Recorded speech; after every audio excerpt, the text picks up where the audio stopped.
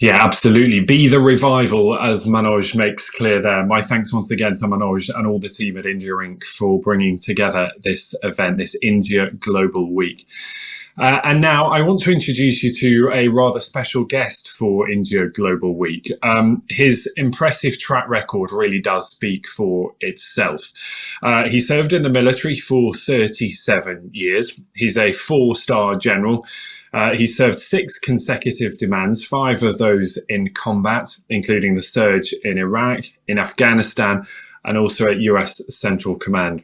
On leaving the military, he was appointed to be the director of the CIA after a unanimous confirmation in the Senate.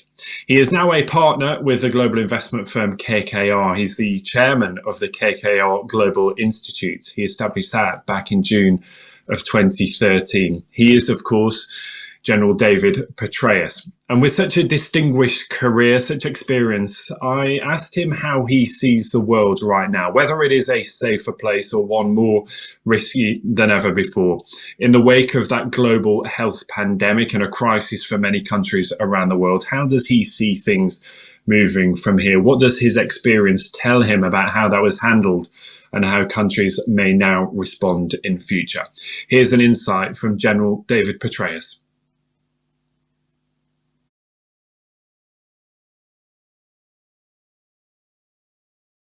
I would love it if we were able to meet in person as we have done these events in the past, but here we are. And of course, the pandemic has changed just about everything, hasn't it? How we perceive the world right now. Give me your sense of where we are, how this has been handled, and what state we find ourselves in right now. Well, I think the world is challenged on many fronts. First of all, there's still an ongoing, raging health crisis. We saw it in Asia, then in Europe, then in the United States. It's still going on and flaring up actually in the United States with the highest numbers that we've seen since the beginning, unfortunately. And then, of course, it has entered Latin America, Africa, South Asia, and some other locations in Southeast Asia. And of course, it does flare up in some of those countries which seem to have done very well in clamping down on it. But now are having to fight small fires here and there.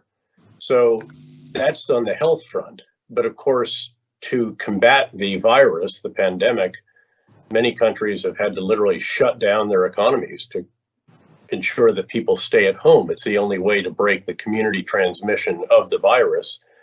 And that has been needed for as much as a month or longer in a number of countries.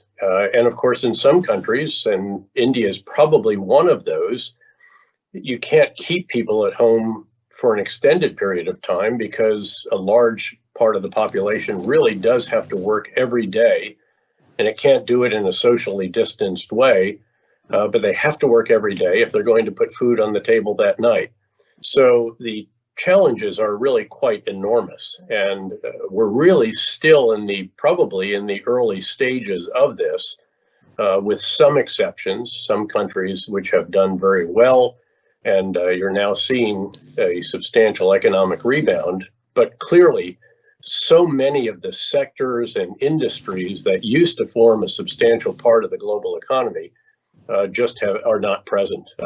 International tourism being one of those, international travel and tourism, really. And of course, that has had to be shut down by and large around the world. And again, that's a very substantial part of the economy of many countries of the world.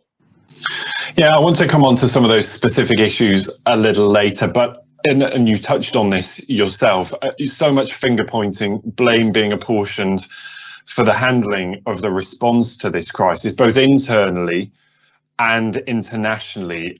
Internally, as far as politics is concerned, but internationally about pointing the finger of blame at certain countries. Clearly, a joined up approach would have been better, but is it any surprise that we've not seen an internationally joined up approach to tackling this crisis? Perhaps intellectually it is, because obviously a global problem requires a global solution. And again, we have a global pandemic and a global economic collapse, and we have some other issues as well. There are various other developments in fields of technology, trade, social, and so on. And ideally, again, countries would have come together. The major countries of the world would have worked together, bring all the other countries along, and develop a global solution to these global problems. Unfortunately, that has largely not been the case. There have been blocks of countries that have done this, certainly. And then within some other countries, it hasn't even been joined up. So the challenges are very, very substantial, and we are by no means in the early innings of this at this point. When we talk about that international response, clearly there is an issue about barriers being erected, and I'm talking about physical barriers, but also political barriers in how we handle this and how we move on. As you touched on, some of the economic issues are the most pressing, but clearly the health issue is the predominant one. That, I would imagine, has longer term implications far beyond this crisis, the barriers that would be erected now. And I'm thinking of things, perhaps the relationship between the US and China as far as this crisis is concerned.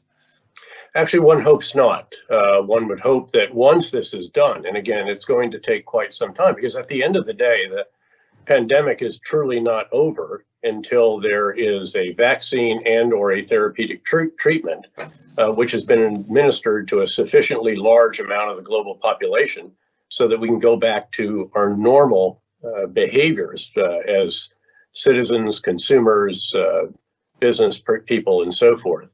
And again, one would hope that with the remove of time, that one could look back and say, gosh, maybe we should have worked together a bit here, a bit better. Perhaps this international organization might have done better at this particular time. Perhaps this country might have done this. And I think there will be a lot of that ongoing, in addition to what countries need to do internally, of course, in terms of how soon they respond, how they prepare for what appears to be the onset of a pandemic outside their borders. What kinds of stockpiles they build up very, very rapidly, the testing capacities, contact tracing, selective isolation regimes, all of this, not to mention just getting the overall big ideas right.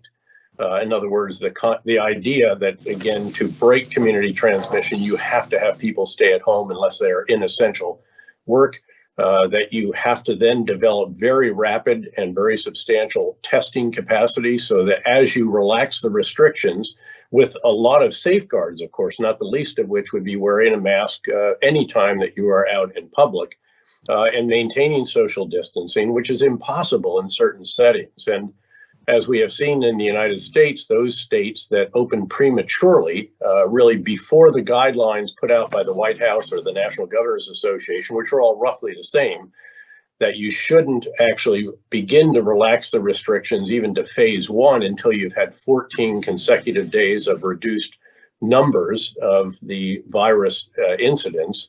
If they have done that before then, we have seen what was somewhat predictable and is really quite sad, because, of course, now that jeopardizes not just the situations in those states, it also jeopardizes the situation in the entire country and to some degree outside our borders as well. You talk there about the conflicting demands because, as I touched on, the idea of the health issue being paramount, but at the same time, there are so many implications of economic problems, be those mental health, income, earning, longer term implications beyond the current health crisis. You have extensive experience of tackling problems where there are conflicting demands, conflicting interests, and conflicting priorities. How would you approach this? What is the thought process that one would go through to making very conflicting demands come together? It's a wonderful question because, of course, again, I'm making it sound a tiny bit easy to shut down for much longer than 14 days, because, of course, you need 14 down days. Imagine what it takes prior to that to get to that point where community transmission has been reduced so substantially that you do have 2 weeks of down days in terms of the incidence of testing positive. This is really about strategic leadership, I think, at a global level, at national levels, at state levels in the United States, where we obviously have a somewhat decentralized system in various respects, including in our health system. Of course, we don't have a national health system. We have state, and in some cases municipal and university and so forth systems, some of which are private, some are public. So there has to be a degree of decentralization. But in terms of the planning, in terms of the big ideas, and strategic leadership has to perform four tasks. It has to get the big ideas right. It has to communicate them effectively through the breadth and depth of the population in this case. It has to oversee the implementation of those big ideas and drive the campaign and actually ensure that people are actually doing what the big ideas tell you to do. These would be the White House guidelines, for example, or the Governors Association guidelines that they all agreed on, or Harvard's or AEI's, any of these different, they're all roughly the same. And then there's a fourth task that you can't overlook, and that is to periodically and formally sit down and determine how to refine the big ideas so that you can do it again and again. Example of that in the United States would be that initially mask wearing was not stressed. There was actually a functional reason for that, that there was a fear that everyone would go out and buy masks and the first responders wouldn't be able to get them. And then at a certain point, perhaps a bit later than it might have been, there was finally a recognition that masks should be worn, but there was frankly a confused communication about that. There was a desire not to mandate it. Certain individuals, I think personally, didn't want to wear masks, and so they left it open. And that's not the way you actually drive a campaign. Again, having driven the surge in Iraq or the surge in Afghanistan or some of these other efforts where I was privileged to be the strategic leader, you've got to get these right. And you have to communicate them in a crystal clear manner. There can be no questioning what it is. And if it's something that should be mandatory for all, then again, you make that very, very clear and very direct. And then, of course, leadership has to provide an example and energy and drive and determination and overseeing all the different aspects of this, including, for example, procurement of the test kits, the ventilators, the protective equipment, and all the rest of that. And then, as I said, periodically down here, ask, how is it going? What do we need to do? And unfortunately, in some countries and also in some states, the guidelines are there, and we just have not followed them as rigorously as we might have. If you look in the United States, for example, 3 or 4 states stand out as having done it according to the guidelines, and the results have been quite encouraging. That would be New York, which of course was the hardest hit early on because of the density in New York City in particular. And then the 2 adjacent states, Connecticut and New Jersey. And then on the West Coast, the state of Washington has also done this very impressively. But of course, again, now New York and the others are starting to reopen. And the challenge is going to be to ensure that you can identify right away if there are outbreaks, and so that you can test those who may have been in vicinity of that, have them isolate. And as well, you are also ensuring that masks are worn and that certain activities are not allowed. I mean, having people in bars seems to have been a way essentially to establish petri dishes for the transmission of the virus. And some of the scenes out of some of those states that opened too early there's no question as you look at what was taking place, why it was that you saw the outbreaks that took place. And of course, while you are also locked down, you're not only building the testing, contact tracing, and selective isolation capabilities, you're also building your medical capacity so that if there is an outbreak again, you can deal with it and it doesn't have to disrupt all of your medical activities, as was the case early on in New York, where all elective surgery had to be postponed. And of course, that's very costly, both in terms of health outcomes and also costly to the hospital systems who generate most of their revenue from those kinds of activities rather than from these kinds of emergency treatments that were necessary because of the treatment of the COVID-19 patients.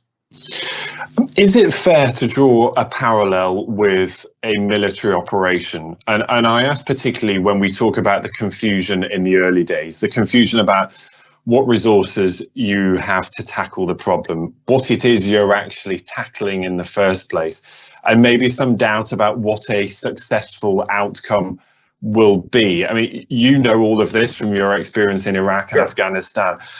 What parallels can we draw? What lessons can we learn for how we tackle things like this? Well, all analogies are flawed, of course. All historical examples have a context. And obviously, the advantage of a military commander in a case like the surge is you have the authority the resources, the ability to direct and impose, if you will, the imposition of the big ideas. So this is very, very important. State governors, municipal authorities, others are usually some constraints. But again, if I think the big ideas are very clear, if they're communicated precisely, and then if there is real emphasis on their execution, I think that, again, the parallel is not completely misplaced. Certainly the idea of the tasks of a strategic leader in a situation like this is similar, again, to that of a wartime commander. But keeping in mind, of course, that it was never just me or even me and all of our great troops, the coalition and so forth. It was also the State Department component, Ambassador Crocker, the greatest diplomatic partner any general ever had in combat in Baghdad, as an example. It was all of the other entities. It's always a whole of government response. But someone does have to lead that, or some people have to lead that. And in the case of the surge in Iraq, it was Ambassador Crocker and me. In this case, it's, again, the coronavirus task force, obviously the president setting the tone for that. But again, different leaders around the world have demonstrated different abilities in this case. If you look at what transpired in New Zealand, for example, and how impressive the prime minister was. Now, yes, you can say, look, it's really easy if you're a little island way off the coast of anything else. It's really hard to get there. You can control your borders, and the population is not very densely situated at all. But still, what was done was textbook. Again, she got the big ideas right early on. She communicated them. She drove the campaign and literally drove coronavirus out of New Zealand. Australia has done fairly similar. They have had some outbreaks very recently that they're dealing with. Look at what South Korea did. Look at Singapore, albeit Singapore having an outbreak, of course, among some of the foreign workers that are there in the dormitories, but then sorted that issue out. A number of different countries. Denmark, I think, has been a textbook case of this as well. And some other European countries have done very impressively as well, including large countries like Germany. We'll move on beyond coronavirus in just a moment, but it's interesting you talk about tone and leadership. And I know after your second tour in Iraq, you wrote, a leader's most important task is to set the right tone. If you look around the world right now, do you think that leaders have set the right tone? Are they leading by example? It varies, I think, to be forthright. I think that different leaders have demonstrated varying levels when it comes to setting the right tone. Again, from, say, the Prime Minister of New Zealand, almost pitch perfect, but also, again, a very advantageous situation to be sure. But some others that are the crossroads of the world. Again, typically, characteristically, the leadership of Singapore has done this very impressively. And why I single them out is because they thought they had it under control. And then all of a sudden you had the outbreak again among the foreign workers, and they immediately identified and then dealt with that. And so, again, I think very impressive to see how they did it, to see also, I think, South Korea, another example in that regard. And again, others, again, the Chancellor of Germany and her somewhat understated, but, believe the science. She is, after all, a real technologist at heart. And she took that kind of approach where, again, among the overseeing the implementation of the big ideas is watching metrics and data. And you have to take those seriously. And if they indicate that you're not winning, you've got to figure out why that is, and you have to make adjustments. And, again, in the surge in Iraq, the data drove what we did. We would identify the hot spots in what was very nearly a Sunni-Shia civil war, and we would put our forces right in the center, right on the fault lines, if you will, between the Sunni insurgents, Al-Qaeda, and also the Shia militia, many supported by Iran. And that's how we literally drove the violence down in the course of the 19 and a half months that I was privileged to command it by about 85% or so, and literally pulled a country back from the brink of the Civil War and gave it a whole new opportunity, which it took the advantage of for a good 3.5 years before tragically the government undertook actions that tore that fabric of society back apart, really tragically, and allowed Al-Qaeda in Iraq in the form of ISIS to get back up on its feet and cause all the trouble that they did in Syria and Iraq. So I wanted to ask, about where there may be opportunities in all of this, because it's probably very easy for us to talk about the risks, the looming recession that I think is acknowledged will happen around the world. Are there opportunities in this? Where can countries, companies, businesses, individuals find opportunity in the depths of such a crisis? Well, in varying ways, of course. In global terms, again, my hope would be that we will draw back after this is all over. And again, this may not be over for certainly a year or longer. And the new normal won't emerge for several years, I don't think, because this is going to have enormous dislocation in certain sectors, certain industries. The new normal is not going to be the old normal.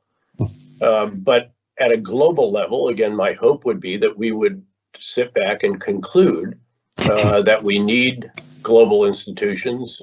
In my own country, that it is the U.S. that should play the lead sled dog role in many of these institutions, that the rules-based international order, with all of its shortcomings, flaws, and so forth, is better than no international order. And that, again, for all of us, and again, that none of us is safe unless all of us is safe. All of these are realities, I believe, and I hope that we can draw those conclusions again when this is all said and done. Do you think the US is ready and willing to play that role, to lead from the front? Because a lot of the mood music and certainly a lot of the rhetoric that comes from Washington right now suggests that's not the case. No, I think you're correct you're correct that in recent years we have withdrawn from the Trans-Pacific Partnership, the Paris Climate Accord, arms control regimes, a variety of other international organizations, including the World Health Organization. But again, I think that when this is done, we will look back and again recognize that these are challenges of a global nature that require global solutions, and that one would hope that over time, we will recognize that climate change cannot be addressed unless it's addressed by all countries put together, and the same for a variety of the other challenges that face the world. You describe a new normal, a new world order, a new way of doing things on so many levels. Let's talk about India and India's role in that. Where do you foresee the Indian involvement, and what will its economy look like in this new world order? Well, this is where it helps to have been a former economics professor, because you know that you can always respond to a question like that, starting with, it depends. And it does depend. It depends on how India navigates the continuing pandemic within its borders and again, all around it. It depends on how the economy does come back. It depends on whether there are further reforms added to the very notable reforms initiated by this prime minister in his first term, the goods and services tax, the bankruptcy law, reduction in corporate tax, a variety of different initiatives, extending banking to those that were unbanked. All of these have been very positive, but the fact is that, of course, about a year or so prior to the pandemic, perhaps even a little bit longer, there was a bit of an economic slowdown in India.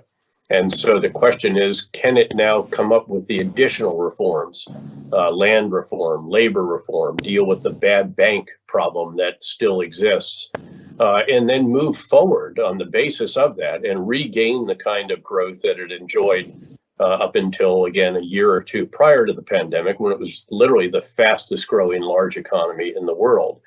If it can do that, then clearly it is going to play a bigger and bigger and bigger role in global politics, in global trade, in global economics, in everything around the world, especially given that it is going to be the largest country in the world in terms of population, and its demographic trends are very positive, rather than those of some of the other countries around the world. In fact, many countries around the world, the major countries, are all experiencing a demographic downturn, including China, which of course recognizes that it's losing 5 million people a year out of its workforce and has tried to reverse the trends that were established because of the one China policy. In any event, how India comes out of the pandemic and how it's able to pursue further reforms, I think will tell us a lot about the future of India. But I should note, as a partner in a global investment firm, which is, I believe, the biggest of our type in India, also, by the way, and throughout Asia, KKR just in the last 2 weeks has done very substantial deals. I think it was $1.5 billion in dollars that we put into Reliant Industries Geo, the 4G telecommunications platform, and then just in the past 24 hours, we announced another $500 million deal. So we believe that India is a place in which you must be active, in which there is enormous scope for additional growth. And we hope, and indeed, when we are asked by the government, and we have provided suggestions and recommendations as to how they can show that they are open for business. Again, the top clearly gets this. The question is whether the workings, the inner workings of the bureaucracy can be sufficiently streamlined, I think is the phrase that you would really use, to make business easier in a country that is famous for its bureaucracy. Yeah, and I wanted to ask, actually, given that this is perhaps a once-in-a-lifetime opportunity for a reshaping of the way the global economy works, what is holding India back? What are the most pressing issues in terms of it gaining its rightful position and punching above its weight on the global stage as far as the global economy is concerned? I think it really is the need for the additional reforms. Again, in addition to GST, bankruptcy law, banking for the unbanked, other reforms that have been made and have been impressive and did propel India's growth for a number of years until the gradual slowdown again about a year or two prior to the pandemic. And the question is, can it now not only implement all of those very effectively? So, I mean, GST is still being, in a sense, implemented and still being established fully, so that it can, again, make it easier to do business across state lines within India, as an example. But then what about these other areas? And these are huge areas when we're talking about labor and land reform. And then again, the bad bank problem is not a trivial issue. India has to figure out what to do about these structures that are essentially have various degrees of insolvency, how to separate the bad banks from the good banks, and to do pursue a variety of other initiatives, again, in the financial arena. If it can do all of that, given the demographics, given the market size, given all the advantages, given the skills in some very significant high-tech areas, they can pull India forward very impressively. And that is the question, I think, going forward. The Prime Minister obviously has a very substantial position in the Parliament now as a result of the last election. But of course, everything right now is consumed by dealing with the pandemic, getting through it, and then getting the economy going again fully. And of course, then seeing what the rest of the world is doing at that time as well. Because clearly, among the effects of the pandemic-induced economic collapse have been the reimposition of borders, have been, again, reductions in global trade. There are re-examinations of supply chains. Should you have all your eggs in one basket, if you will, all of your manufacturing of a certain component or device in one location in one country. Again, all of these ramifications are going to take time to play out, but the cumulative effect of all of those is to, again, reduce global trade, in addition to just in crushing various components of the global economy, again, not the least of which is international travel and tourism. Yeah, and when you talk about that, having the idea of having all your eggs in one basket, for many major economies, that one basket is China. And we know that the United States has well-documented issues as far as China and trade is concerned. I wonder, does this give India a new opportunity to gain a bigger slice of that pie? And in fact, whether it does have to be an either or, is it an India or China, or is there enough of the pie for both? Oh, I think there's enough of the pie for many. In fact, we've already seen a shift of some manufacturing from China to Southeast Asia. Vietnam has been a huge recipient of that particular trend, and that has nothing to do with the friction between countries. It's just because of the rising labor costs in China. So you have already a number of trends that are ongoing. There are also concerns about sensitive technologies. There are other concerns that have manifested themselves, and clearly there is a degree of friction in the system right now as well that is causing countries to look at what their options are, and then in certain areas to look very, very hard at that in particular. So these are the dynamics, and by and large, I don't think that too many of these dynamics are truly new, that they are a result just of the pandemic. I think that they largely existed before, and what the pandemic has done is accelerate the pace of the actions taken as a result of these different frictions and issues and challenges that are out there. When you look at India, and I'm asking in your role here at KKR, what excites you most? You touched on the kind of demographic changes, being very well placed demographically to respond to global challenges and a growing global economy. What excites you? What is where you see the growth? Where do you see the opportunities in India right now? Well, when you have nearly 1.3 billion people, you obviously have an enormous market. It's larger than the entire blocks elsewhere in the world. It has incredible potential when it comes to the growing middle class. And if you recall what happened in China with the growth of its middle class and how it's very predictable as a middle class grows, what those consumers want. Among the theses that we used in KKR in China was that the growing Chinese middle class wanted milk that they could trust. Remember, there was the melamine milk scandal. And so we set about helping build the biggest milk conglomerate, I think in the world, probably, certainly the biggest in China. We've subsequently done that in the areas of pork and poultry. There are a variety of other investments that we've made on that thesis that, again, a growing middle class will want more of this because they will now be able to afford it. And again, it's almost predictable in any country, in any society, in any culture. And that certainly promises to be true in India. And so, again, if the economy can get back to the level of growth, or perhaps even a bit more, that it enjoyed prior to the pandemic, when it was leading in growth all of the world's largest countries, that will, again, identify enormous opportunities for countries outside India and for companies, frankly, like ours as well, not to mention the major countries in the world and the various industries that they will want to have situated in India. And given that assumption that a global recession is inevitable, well, we are in.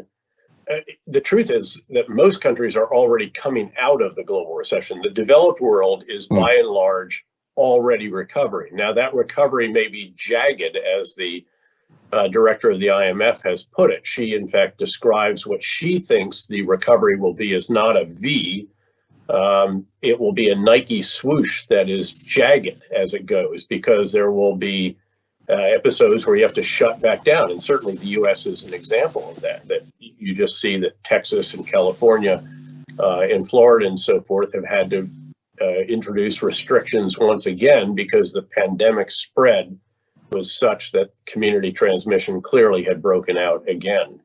But as the recovery takes place, again, we're going to see enormous opportunity. The question is whether that recovery can be quick enough to get back to a point where there is not the requirement for continued enormous fiscal expenditure to support those who have been put out of work and are still looking and perhaps have been displaced from industries where the jobs will no longer be in the same number that they were before. And then also, again, with the monetary expansion that has been carried out by countries such as the US, also the European Central Bank. The challenge here is that we need to acknowledge that in the developing world, there just is not the monetary and fiscal firepower that a country like the United States can deploy. Keep in mind that the US already, just in the first 3 fiscal expenditure bills, has spent nearly 3 times our annual discretionary budget in the matter of a couple of months to ensure that those who have been displaced, and it's, you know, the displacement is huge. It's many, many times orders of magnitude that which we saw during the Great Recession. Now, it'll snap back more quickly as well because those industries are still there. It's just a matter of getting some of them back to work. But others are not. And so, you know, one of the fears is that it would be a W-shaped recovery. So it starts to come back, and then at some point, you just can't continue to support at the same level with fiscal expenditure, and then maybe it falls back. Others, one of our macroeconomists has said it's a square root where it starts to come back, but then it halts and plateaus a bit. Again, we'd all like to see it be as close to a V-shaped recovery as is possible. And again, in certain industries, that will be the case. But there clearly are going to be other industries. Again, I've mentioned international tourism and travel, but also the hospitality industry writ large, large entertainment venue activities, all of this. It's going to take a long time for people to have the confidence to actually partake in those, even if they're allowed to. So, you know, I've often mentioned that it's not enough for a national leader or a state governor to say, okay, you can reopen your doors. The question is whether the citizens, the consumers, have the confidence to go into those doors, and that if they do that, that they won't contract the coronavirus and again end up in the hospital. So confidence is a hugely important quality that has to be instilled here, but it's not something you can do rhetorically. It's something you can only achieve through, again, execution of those big ideas that we do know now work, but it has to be very rigorously executed. One of the probable outcomes of all of this, wherever you are in the world, is growth in automation, because robots, machines can't get coronavirus. There's no question about it. And also the idea of retraining. I just want to touch on that idea of retraining. Getting people into different industries has to be a focus, doesn't it? It does, because again, there is going to be displacement. So we already had the beginnings of telemedicine in the United States, but it was very slowly catching on. It requires quite a bit of infrastructure. You know, you can't have any latency at all. You can't have your internet connection go down in the middle of some telemedicine operation or something like that. This has leaped forward because it had to. You had situations where, again, people either couldn't come to a hospital or didn't want to come to a hospital. You had other cases where you had people in hospitals, but not the expertise there to deal with the issues. That was some 5 cities away.